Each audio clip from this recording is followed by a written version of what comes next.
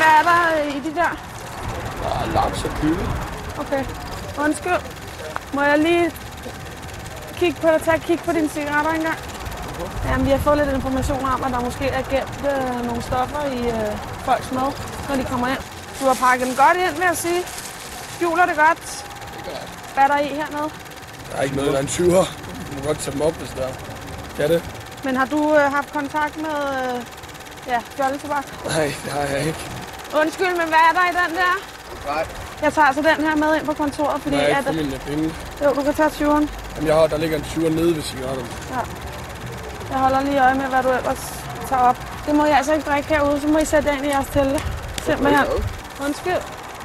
Piger, det går ikke, I ligger her og sover. Gå ind i teltene med jer. Der skal være passage. Når I er ude på gangene, er I på offentlig grund, og det går simpelthen ikke. Udover det er I også mindreårige. Ja, det kan du simpelthen ikke være bekendt at sige. Så bliver jeg nødt til at sige det for alle sammen.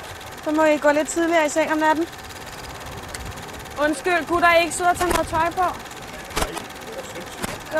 Jo, jeg mener det. Undskyld, piger, det er altså ikke en børnehave det her. I skal ikke lege rundt på den der måde.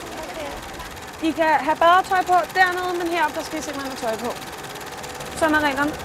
Mener du det? Ja, på med dem. Må man så heller ikke ligge og slække sol i bare mave? Niks. Okay. Sådan er det. Jamen, så skal du dække dine brystvorter. Også dig. I må ikke lege rundt her og have det sjovt. I skal lige passe lidt på. Gutter, I må ikke drikke øl andet end i jeres lejre, inden klokken bliver 12. Okay. Ja.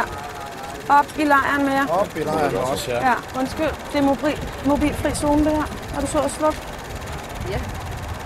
Tak.